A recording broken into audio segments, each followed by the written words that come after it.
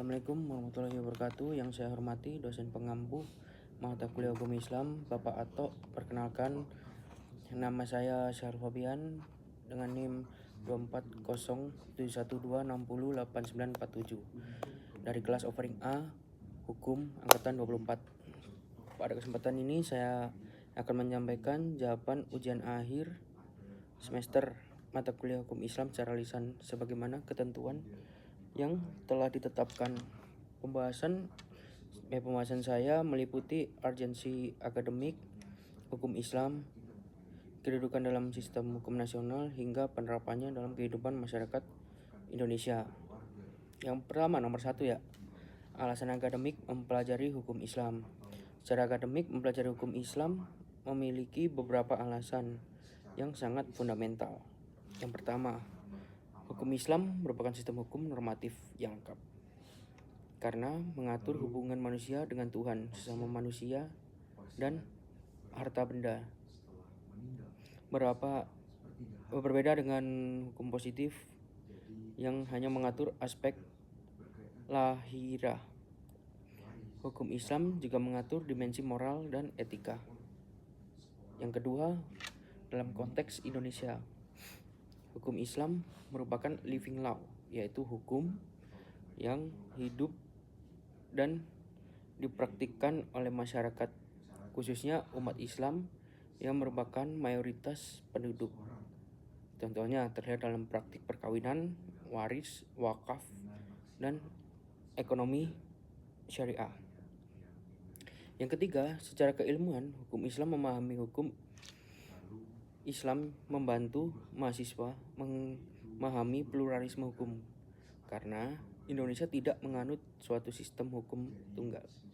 Dengan mempelajari hukum Islam, kita dapat melihat bagaimana hukum agama berinteraksi dengan hukum negara secara konstitusional. Oke, kita lanjut yang keempat dan yang terakhir dari nomor 1.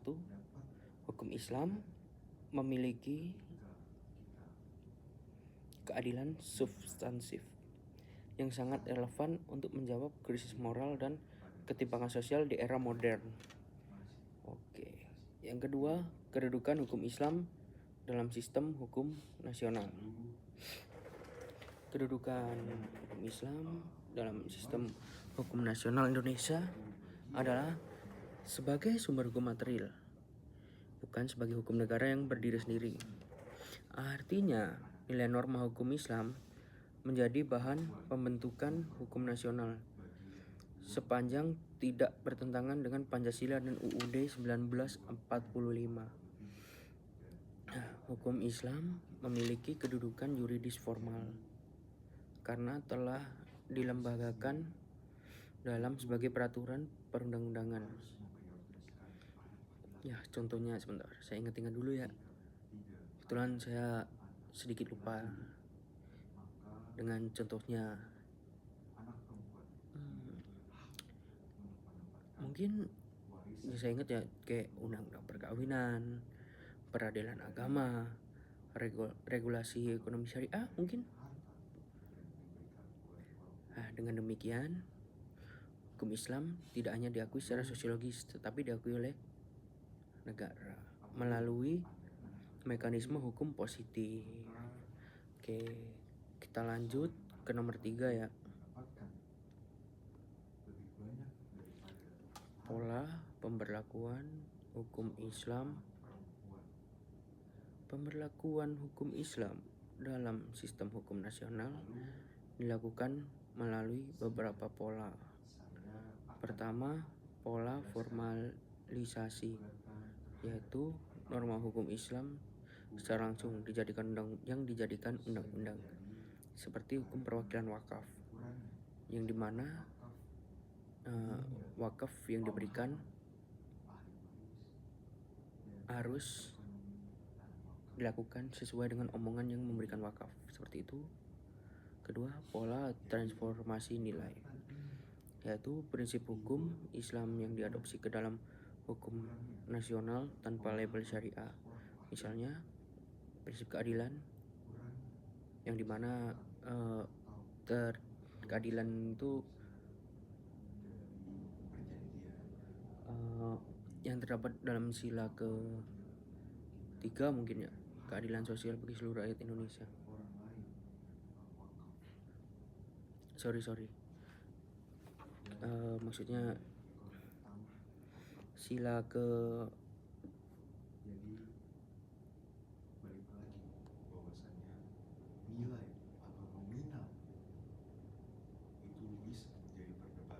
sila kelima, sorry, sila kelima ya di sini ya. Sila kelima keadilan sosial ya, kejujuran. Ya mungkin belum banyak orang yang dapat menerapkan poin kedua ini, yaitu kejujuran, kemaslahatan. Oke, begitulah. Yang ketiga, pola personalitas keislaman, yaitu hukum yang berlaku bagi umat Islam dan penegakannya dilakukan melalui pengadilan agama. Pengadilan agama yang dimaksud adalah pengadilan agama yang ada di Indonesia, pengadilan agama Islam, di mana yang mayoritas lah. Tujuan hukum Islam melindungi harta dan keturunan. Salah satu tujuan hukum Islam adalah menjaga lima hal pokok, yaitu agama, jiwa, akal, keturunan, dan harta. Dalam perlindungan harta, hukum Islam melarang pencurian, perampasan, riba, dan penipuan. Dan itu hukum Islam mengatur zakat seperti infak dan wakaf agar tidak hanya berputar di kalangan tertentu. Contoh,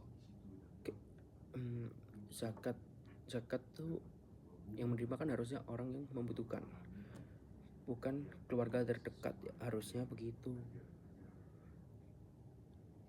Tapi ya gitulah, ya, kalian tahu sendiri. Kalau wakaf biasanya dilakukan seperti wakaf tanah pribadi untuk masjid, biasanya gitu. Dalam perlindungan keturunan, hukum Islam mengatur pernikahan yang sah, melarang zina, bener loh, harus melarang zina. Soalnya kalau zina tidak dilarang, wah, di Indonesia makin banyak populasi dan makin banyak kemiskinan.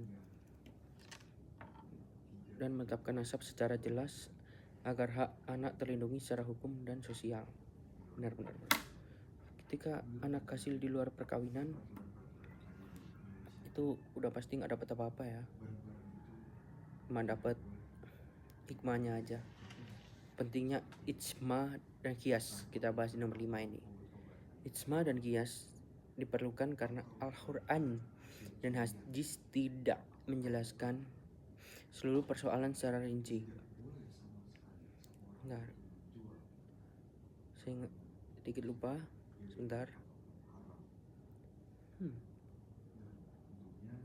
Saya mau menjelaskan kayak ijma itu fungsinya apa, tapi saya lupa.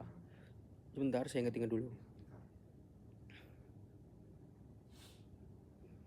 Ya, jika tidak salah ya, ijma berfungsi untuk menyatukan pendapat para ulama agar tidak terjadi kekacauan hukum. Ya, kayak beberapa ulama kan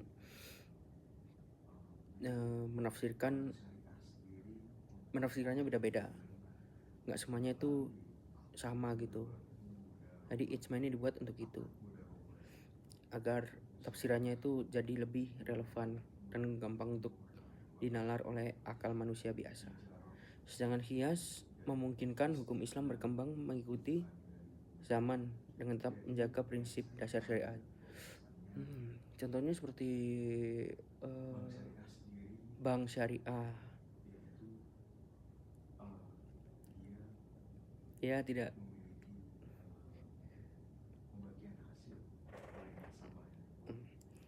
Dia tidak memiliki seperti bunga contohnya, atau riba gitu. Di bank syariah harusnya nggak ada sih, soalnya di Islam kan diharamkan gitu ya. Ya, saya tidak membahas lebih soalnya bisa dicari di Google Anda masing-masing, si Google kalian masing-masing ya. Oke, kita bahas wali nikah dan anak di luar nikah. Oke, urutan wali nikah dimulai dari ayah kandung, kemudian kakek dari garis ayah, saudara laki-laki kandung, saudara seayah, paman, dan seterusnya. Misal ayah biologis dari anak perempuan yang lahir di luar pernikahan tidak sah menjadi wali nikah karena hubungan nasab tidak diakui secara hukum Islam. Dalam kondisi tersebut, wali nikah yang berhak adalah wali hakim. Apa itu? Kenapa nggak berlaku? Sin.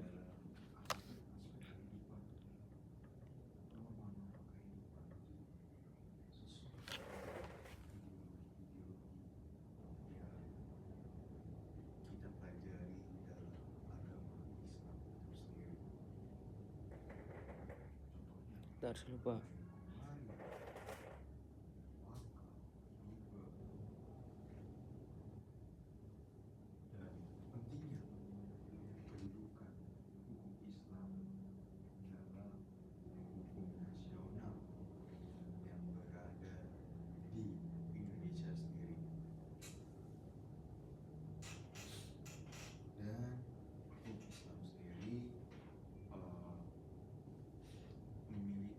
Karena nasab secara garis keturunan jadi terputus, sehingga ia tidak termasuk tidak termasuk dalam urutan wali nasab yang sah seperti ayah kandung atau kakek kandung. Anak di luar nikah hanya punya hubungan nasab dengan ibunya dan hak perwakilan beralih ke wali hakim atau yang wali hakim ya yang kita sebutkan tadi itu dia tuh seperti pegawai KUA lah, pejabatnya KUA, kantor urusan agama, untuk memastikan pernikahan sesuai dengan hukum Islam dan perundang-undangan di Indonesia. Tuh, jadi kalian jangan berzina ya, agar anak kalian bisa kalian wali pas nikah nanti. Oke. Bang, atau kak, kenapa kok? Sorry. Bang, atau kak, jika misalnya orang tuanya udah nggak ada ya, udah meninggal, siapa yang akan wali? Ya itu tadi yang aku sebut, yaitu garis keturunan ayah yang sah dan biologis, seperti kakeknya atau saudara kandung laki-laki, saudara seayah, pamannya misal jika anak itu tunggal dan tidak memiliki kakeknya misal sudah meninggal dan orang tuanya mungkin, itulah, itu khusus perempuan sih. Kalau cowok nggak usah diwalikin, dia udah punya itu sendiri. Warif ya, kita bahas nomor 7, waris, wakaf, wasiat, dan hibah. Hukum waris mengatur pembagian harta setelah pewaris meninggal.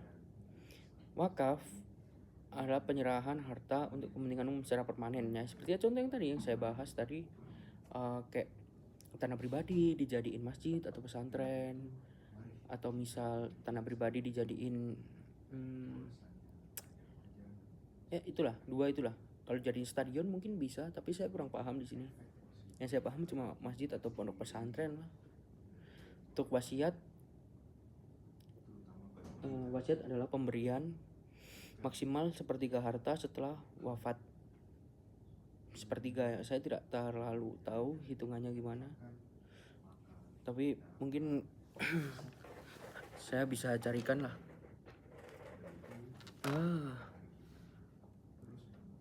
Wasiat.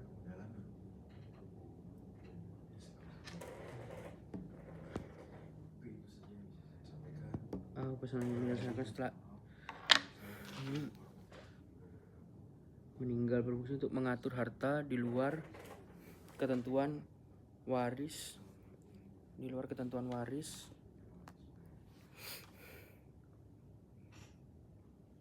biasa dan perlu memenuhi syarat hukum agar sah. Wasiat memberikan ketentuan hukum pada keinginan pribadi pemilik harta, baik untuk ahli waris maupun pihak lain yang tidak berhak mewarisi, dengan batasan tertentu seperti maksimal sepertiga harta dalam hukum Islam dan prosedur ketentuan dalam KUH Perdata yang bisa kalian cari sendiri, soalnya lagi di luar materi ini ya. Oke, ntar ini kok goyang-goyang. Kalau hibah ya pemberian harta saat masih hidup tanpa imbalan. Bagian 2/3 untuk anak perempuan. Anak perempuan memperoleh 2/3 bagian warisan apabila terdiri dari 2 orang atau lebih dan tidak ada anak laki-laki. Nah, kenapa kok harus tidak ada anak laki-laki? Karena yang mendapatkan bagian tuh harusnya anak laki-laki didahulukan ya. Kenapa lah? Saya kurang tahu di situ. Mungkin kalian bisa cari lagi lah di Google atau bisa saya carikan ya sekarang ya. Oke. Kenapa?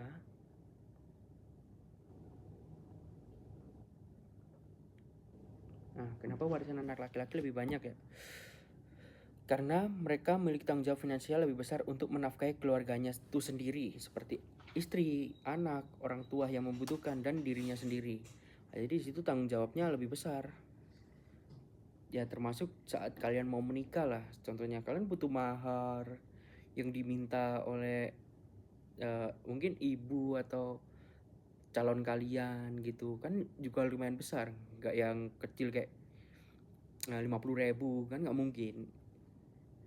Gitu. Ya, sementara perempuan tidak dibenahi kewajiban serupa dan berhak menyimpan harta warisan sepenuhnya karena dianggap keseimbangannya tidak adil, karena kan perempuan bisa menikah, yang menanggung bisa suaminya, misal gitu. Oke, kita bahas sengketa harta wakaf. Sengketa harta wakaf sering terjadi karena kurangnya pemahaman ahli waris, tidak adanya pencatatan resmi, serta konflik kepentingan ekonomi. Nah, contoh, sebutkan contoh lagi ya, karena penjelasannya cukup gampang sih, beda sama sengketa pajak ya. Jujur pusing kalau sengketa pajak. Kalau sengketa harta wakaf gampang sih. Coba jelasin dong bang. Contohnya kayak saudara kalian yang sampai santet menyantet lah, karena orang tua atau kakek nenek kalian meninggal tanpa meninggalkan catatan siapa yang menerima warisan itu, atau bisa jadi udah meninggalkan tapi kurang kurang adil lah, kurang sesuai. Seperti contoh ya, saudara saya tuh paman saya si Prima sama paman saya satunya Adi itu rebutan warisan karena Prima mendapatkan tanah di daerah Malang 40 hektar lah, sedangkan si Adi cuma mendapatkan warisan 2 hektar gitu ya. Contoh simpelnya gitulah. Terus contoh lebihnya mungkin banyak, tapi saya nggak bisa jelasin panjang-panjang. Jual beli terlarang ya. Kita jawab soal nomor 10, jual beli terlarang. Antara pembeli riba, gerah nasji, barang haram, jual beli merugikan salah satu pihak. Contoh. Nah, kita berikan contoh lagi lah, soalnya kenapa? Paling gampang kita berikan contoh. Jual beli riba itu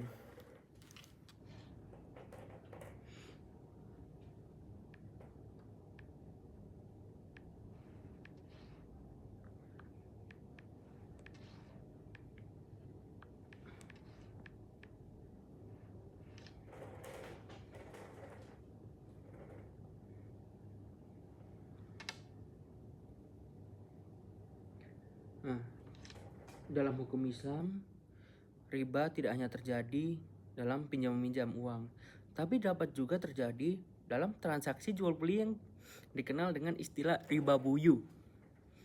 Secara umum, riba dalam jual beli adalah tambahan atau kelebihan yang secara tidak dibenarkan syariat yang muncul dalam pertukaran barang tertentu tanpa dasar keadilan dan kesetaraan.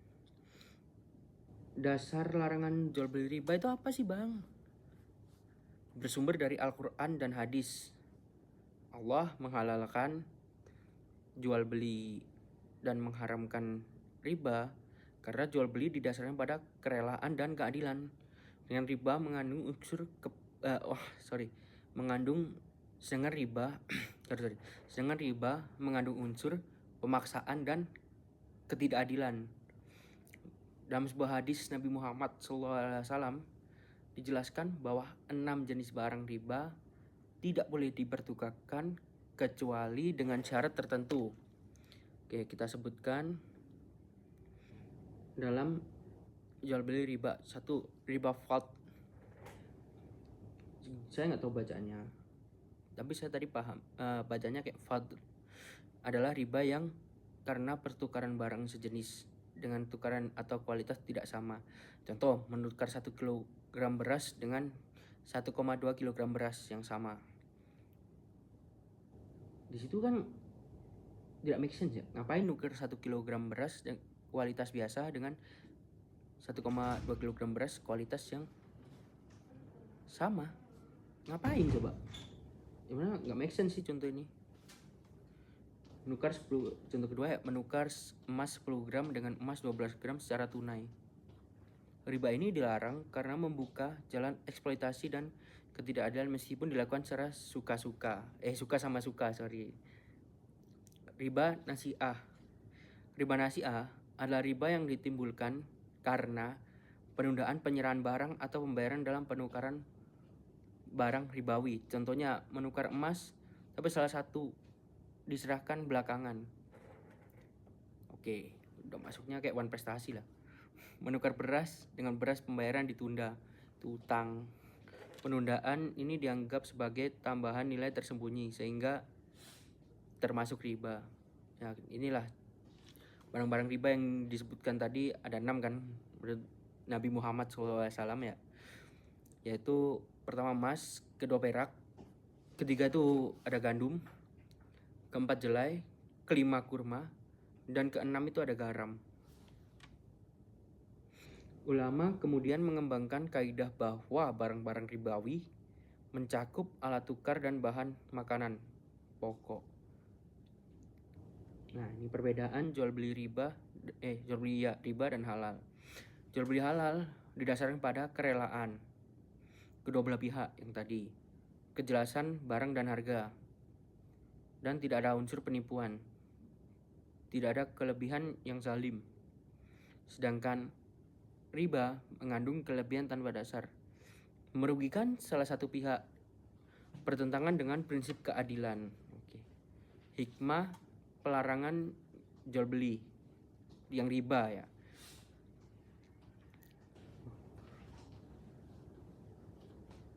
Haus guys. Pelaksanaan riba dalam jual beli dapat merusak tataran ekonomi karena mendorong penumpukan harta pada pihak tertentu dan melemahkan pihak lain. Islam melarang riba untuk melindungi pihak lemah, menciptakan keadilan transaksi, menjaga stabilitas ekonomi, dan menghindari eksploitasi terselubung. Oke, kita lanjut ke nomor selanjutnya ya. Nomor 11. Keuntungan perbankan syariah. Perbankan syariah memperoleh keuntungan melalui sistem bagi hasil, jual beli dan sewa, bukan bunga.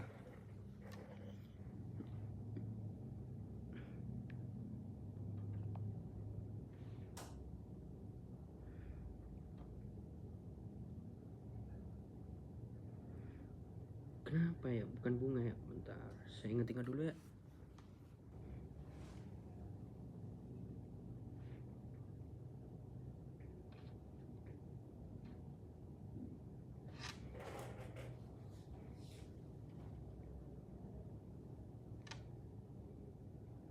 Oke, keuntungannya adalah namun berarti bank syariah tidak boleh memperoleh keuntungan. Bukan. Justru keuntungan yang diperoleh melalui mekanisme yang halal, adil, dan transparan. Kita ke prinsip dasar keuntungan bank syariah. Keuntungan bank syariah didasarkan pada prinsip keadilan, kerjasama, bagi hasil, transaksi real. Artinya, keuntungan harus berasal kegiatan usaha yang nyata, bukan dari uang yang berkembang dengan sendirinya. Keuntungan melalui sistem bagi hasil. Salah satu cara bank syariah memperoleh keuntungan adalah melalui sistem bagi hasil. Ya. Yang pertama adalah mudoroh. Dalam akad mudoroh, bank bertindak sebagai pemilik modal. sedangkan nasabah sebagai pengelola usaha. Keuntungan dibagi berdasarkan nisbah yang disepakati di awal, bukan berdasarkan persentase bunga. Jika usaha untung, bank dan nasabah sama-sama untung. Jika rugi, kerugian ditanggung bersama sesuai porsi modal kecuali kelalaian pengelola. Oke, yang kedua, musyarakah. Dalam musyarakah, bank dan nasabah sama-sama menanamkan modal dan ikut menanggung resiko. Keuntungan dibagi sesuai kesepakatan, sedangkan kerugian dibagi sesuai porsi modal. Oke. Keuntungan melalui jual beli ya. Selain bagi hasil, Bank Syariah juga melalui akad jual beli, terutama murabah. Dalam murabah, bank membeli barang terlebih dahulu, kemudian menjual kepada nasabah dengan nasabah sesuai harga pokok ditambah margin keuntungan, ya di markup dikit lah. Margin ini sepakat dari awal dan bersifat tetap sehingga tidak termasuk riba. Contohnya pembiayaan kendaraan atau rumah, di mana bank boleh keuntungan dari selisih harga jual, bukan bunga yang dipinjamkan. Oke, ya intinya jual beli ya. Jual beli bersih. Keuntungan melalui sewa. Bank Syariah juga memperoleh keuntungan melalui akad ijroh, yaitu sewa menyewa. Bank menyewakan aset kepada nasabah melalui ujrah atau biaya sewa. Ijroh atau biaya sewa. Contohnya adalah pembiayaan alat berat, kendaraan operasional, atau properti. Dalam akad ini, keuntungan berasal dari manfaat penggunaan barang, bukan dari dari uang yang berbunga ya, bukan dari uang lah. Keuntungan melalui jasa perbankan.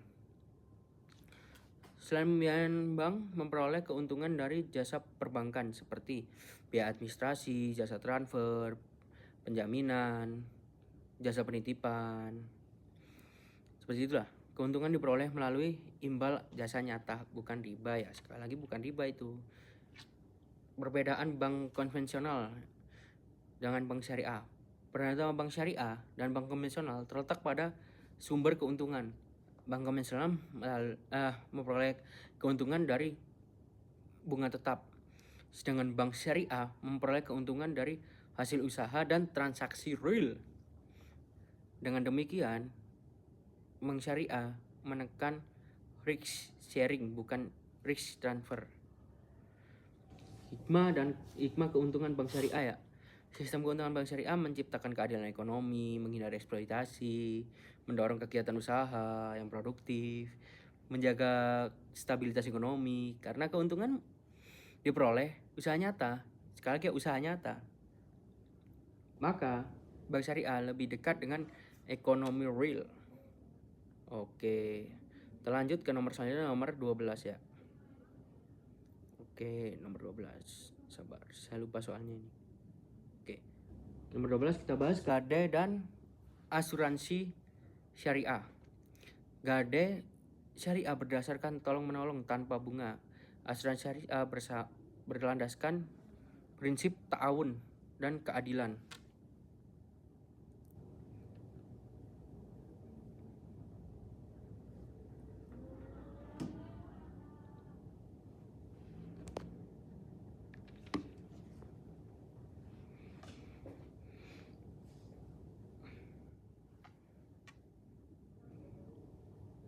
Gade syariah atau RAN. Dalam hukum Islam gade dikenal istilah RAN. RAN atau RAN. Gade syariah adalah akad penyerahan barang sebagai jaminan utang tanpa unsur riba, dengan tujuan tolong-menolong dan memberikan kemudahan bagi orang yang membutuhkan dana. Landasan dan prinsipnya. Yang pertama adalah ta'awun, yaitu saling membantu. Yang kedua keadilan, tidak memberatkan salah satu pihak. Yang ketiga adalah amanah. Barang jaminan dijaga dengan baik. Ya amanah lah, sifatnya amanah. Dalam gade syariah tidak ada bunga atas uang pinjaman Pihak penerima gadai hanya boleh menarik biaya pemeliharaan dan penitipan barang, bukan keuntungan dari pinjaman. Mekanisme gadai syariah. Dalam praktiknya, nasabah menyerahkan barang nggak ada bunga ya adik-adik. Barang berharga seperti emas sebagai jaminan. Bank atau lembaga gadai syariah memberikan pinjaman secara tunai sesuai nilai barang tersebut. Jika utang dilunasi, barang dikembalikan. Jika tidak dilunasi, barang dapat dijual dan kelebihan hasil penjualan wajib dikembalikan kepada pemilik barang. Oke, motif utama gadai syariah adalah bukan mencari keuntungan, tetapi membantu masyarakat memperoleh dana secara cepat dan halal. Inilah perbedaan mendasar dengan gadai konvensional yang berorientasi komersial dan berbasis bunga. Kita lanjut ke asuransi syariah atau takaful. Asuransi syariah ini adalah sistem perlindungan dan saling menanggung resiko antar peserta berdasarkan prinsip ta'awun. Resiko tidak dialihkan ke perusahaan tetapi ditanggung bersama oleh para peserta. Prinsip-prinsip asuransi syariah ya sama, kurang lebih sama kayak gadai syariah tadi. Mekanismenya adalah perusahaan tidak mengambil keuntungan dari premi. Keuntungan diperoleh melalui ujrah atau fee pengelolaan dan bagi hasil. Ya kurang lebih hampir sama lah. Intinya dari pengelolaan dan bagi hasil tadi.